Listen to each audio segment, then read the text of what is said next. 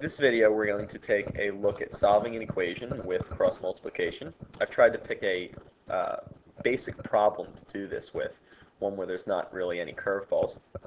We're going to take a look at using these couple of basic steps.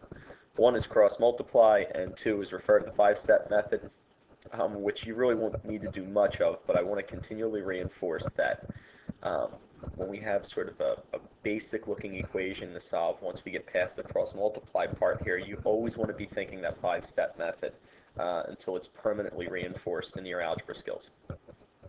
Okay, so let's take a look here. The directions say, please solve the equation for the unknown.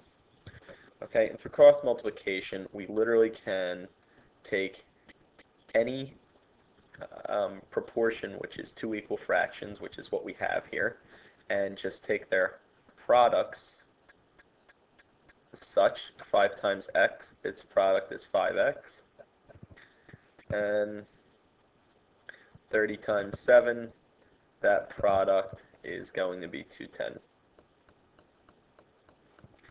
Okay, now from there it says refer to the 5-step method, which if we recall was this.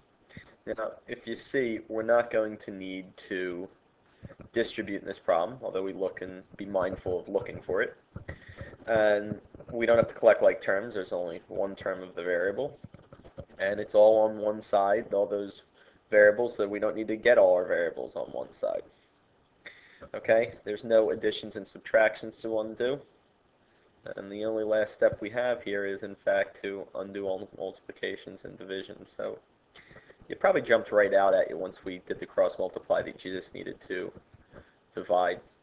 But again, always a good idea to keep in mind 5-step method when solving equations. So 210 divided by 5, I believe, is 42. And the best thing we could do, because this is a short problem, I'm going to take a second and show about checking it on your calculator. Okay, so what we'll do here is we will plug 42 in for x. We're going to use the store button, 42 store, which is just next to the 1, and the x button, which is right next to the alpha. You can see where I'm pressing it probably in the video. Now, once I do that, anytime I use x, it'll use 42. So now I'm going to retype the problem as it was in the original. 30 divided by second math. Now that can result in my test screen. I'm testing to see if it's equal, so I'm going to press 1. Excuse me, got the x. 30 over x, second test, equal, then 5 divided by 7. The little rhyme I give my students is 1 is done, O is no. So if it spits back a 1 like it did, it's saying that the statement I entered was true, meaning 42 is the solution. If it came back with a 0, it would mean the statement I entered was false, meaning 42 wasn't the solution. You need to go check for a mistake. So again, this problem hinged primarily on the notion of cross multiplication, which is just to take the products after you draw an x and set them equal to each other, and then solve from there.